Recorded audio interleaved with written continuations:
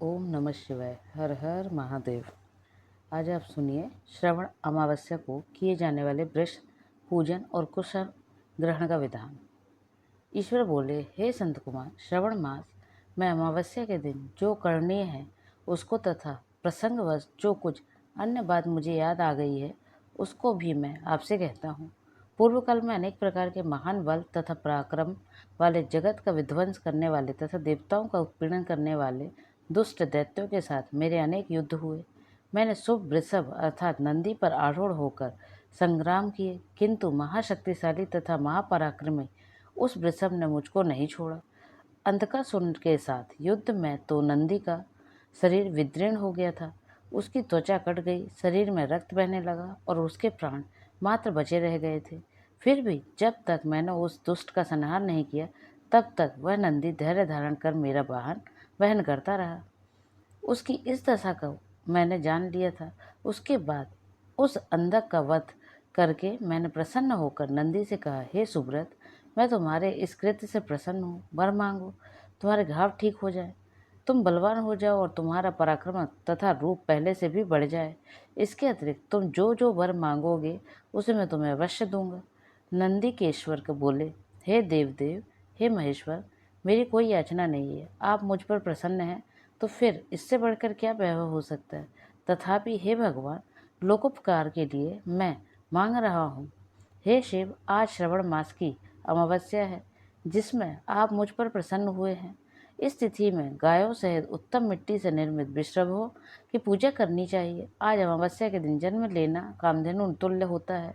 अतः इस तिथि में वर प्रदान करें कि यह अमावस्या वांछित फल देने वाली हो। आज के दिन भक्तिपूर्वक प्रत्यक्ष वृषभों तथा गायों की पूजा करनी चाहिए।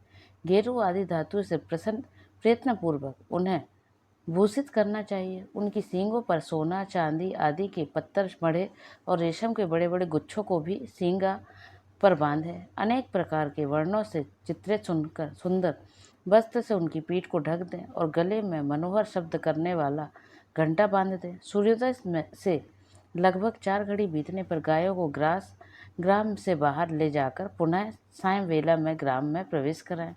आहार के रूप में सरसों, तिल की खली आदि अनेक प्रकार का अन्न इस दिन अर्पित करें। जो इस दिन ऐसा करता है उसका गोधन सदा बढ़ता रहता है। जिस घर में गाय ना हो वह शमशान में के समान होता है। पंचामृत तथा पंचगव्य दूध से बिना नहीं बनते हैं। गोबर से लेप किया बिना घर पवित्र नहीं होता है। सर्वोत्तम, जहाँ गौमूत्र से छिड़काव नहीं होता वहाँ चींटी आदि जंतुओं का उपद्रव विद्यमान रहता है। हे महादेव, दूध के बिना भोजन का रस ही क्या है। हे प्रभु, यदि आप मेरे ऊपर प्रसन्न हैं तो इन वरों को, अन्य वरों को भी मुझे प्रदान कीजिए।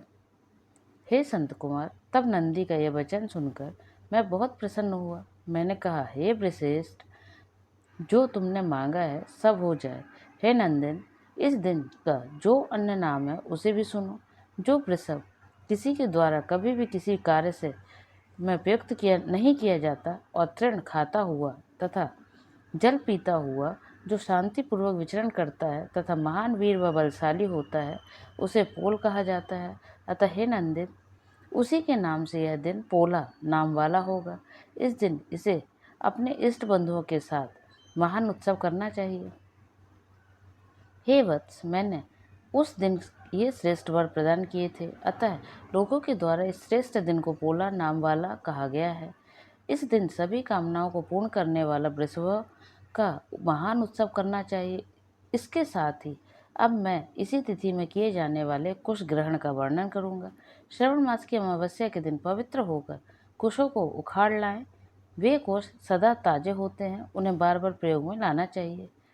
कुश, कास, यव, दुर्वा, उसीर, सकूदक, गेहूँ, ब्रीही, मंजू और बल्बज ये 10 दर्भ होते हैं। ब्रह्मा जी के साथ उत्पन्न होने वाले तथा ब्रह्मा जी की इच्छा से प्रकट होने वाले ये दर्भ मेरे सभी पापों का नाश कीजिए और कल्याण कारक होइए। इस मंत्र का उच्चारण करने के साथ ईशान दिशा में मुख करके हुम फट मंत्र के द्वारा एक ही बार में कुश को उखाड़ लें। जिनके अग्र भाग टूटे हुए न हो तथा शुष्क न हो, वे हरित वर्ण के कुश श्राद्ध कर्म के योग्य कहे गए हैं और जड़ रहित कुश देव कार्यों तथा जप आदि में प्रयोग के योग्य होते हैं। 7 पत्तों वाले कुश देव कार्य और प्रेत कार्य के लिए श्रेष्ठ होते हैं। मूल रहित तथा गर्भयुक्त अग्रभाग वाले तथा 10 अंगुल प्रमाण वाले 2 दर्भ पवित्रक के लिए उपयुक्त होते हैं। ब्राह्मण के लिए 4 कुश पत्रों का पवित्रक बनाया गया है और अन्य वर्णों के लिए क्रमशः 3, 2 और 1 दर्भ का पवित्रक कहा गया है। अथवा सभी वर्णों के लिए 2 दर्भों का ग्रंथि युक्त पवित्रक होता है। यह पवित्रक धारण करने के लिए होता है, इसे मैंने आपको बता दिया है। उत्पवन हेतु सभी के लिए 2 गर्भ उपयुक्त होते हैं। 50 दर्भों से ब्रह्मा और 25 दर्भों से विस्टर बनाना चाहिए। आचमन के समय हाथ से पवित्रक को नहीं निकालना चाहिए। विकिर के लिए पिंड देने तथा अग्नोकरण करने के साथ और पाद्य देने के पश्चात पवित्रक का त्याग कर देना चाहिए। दर्भ के समान पुण्यप्रद, पवित्र और पापनाशक कुछ भी नहीं है। देवकर्म तथा प्रेतकर्म ये सब दर्भ के अधीन है। उस प्रकार के दर्भों का श्रावण मास की अमावस्या के दिन उखाड़ना चाहिए, इससे उनकी पवित्रता बनी रहती है।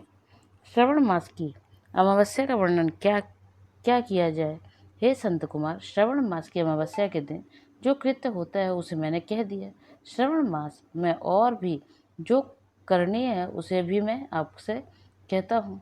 इस प्रकार श्री स्कंद पुराण के अंतर्गत ईश्वर संत कुमार संवाद में श्रवण मास महात्म में अमावस्या के दिन वृषभ पूजन कुश ग्रहण नामक 26वां अध्याय पूर्ण हुआ। हर हर महादेव। ओम नमः शिवाय।